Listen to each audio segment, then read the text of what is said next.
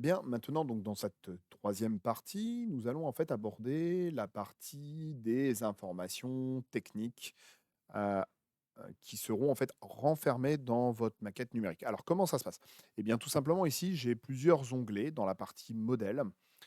Dans cette partie modèle, si je viens cliquer sur modèle ici et dans la partie, donc je vais remonter ma fenêtre, et ici, je viens cliquer la fenêtre, je viens utiliser la fenêtre, pardon, propriété.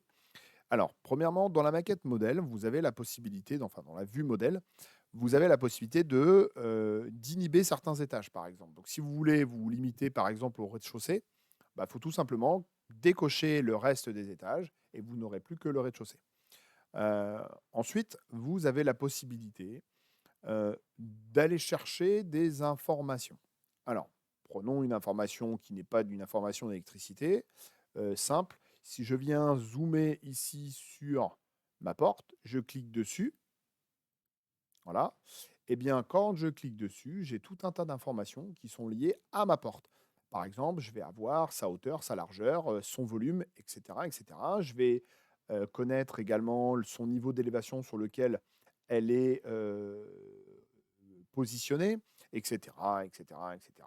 Donc j'ai tout un tas d'informations qui sont données à l'intérieur de ma maquette. Alors ces informations sont tout simplement rentrées via les logiciels de modélisation BIM qui sont capables de faire du BIM, tout simplement. Alors à l'instar de Revit, de Allplan, d'Archicad, etc., etc.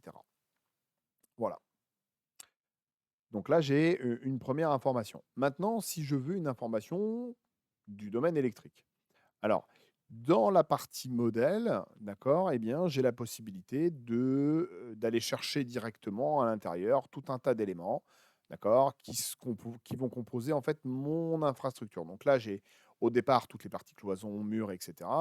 Mais je vais avoir d'autres éléments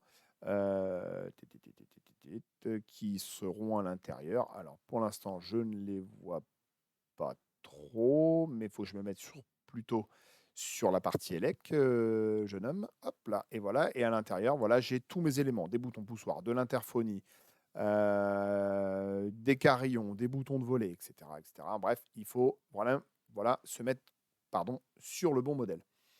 Alors, un exemple, si je tourne ma maquette, d'accord, avec le clic gauche de ma souris, je viens zoomer ici et je vois que ici j'ai un hublot qui correspond en fait au hublot de la descente de garage.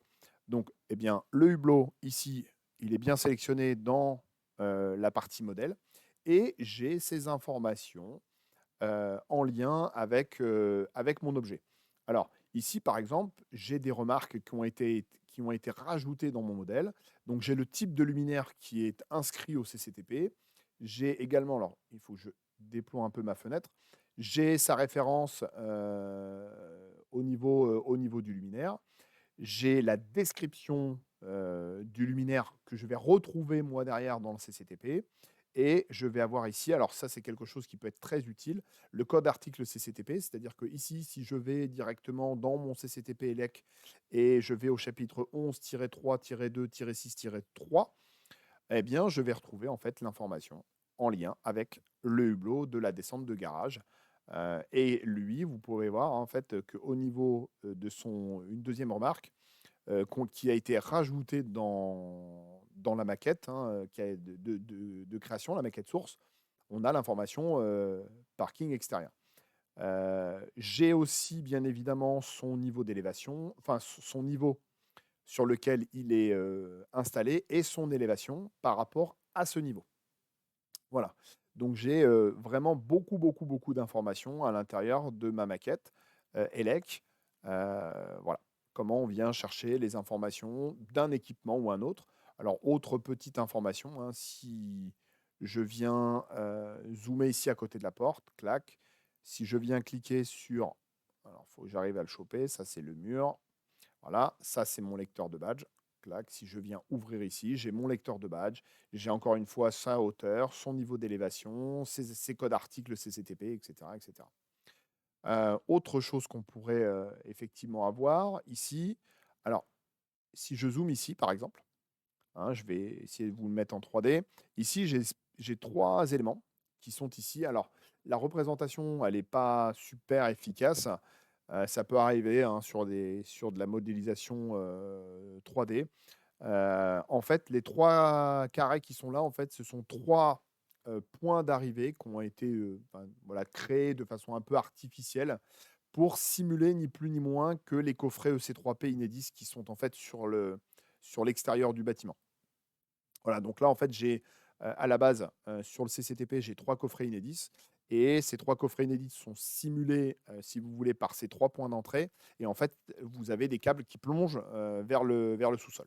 Voilà, c'est pour la représentation, de ces éléments. Donc là, vous voyez que si je zoome encore à l'intérieur, hein, je peux à tout moment, passer au travers de ma porte et ici, eh ben, je viens rentrer. Alors, il faut vraiment que je zoome pour passer au travers du verre. Hop là, voilà, j'y suis passé. Alors je recommence. Faut y aller, voilà, y aller doucement et là, en fait, voilà, je suis maintenant dans, dans le sas d'entrée avec, l'ensemble de mes boîtes aux lettres qui ont été modélisées. Voilà pour ce troisième tuto.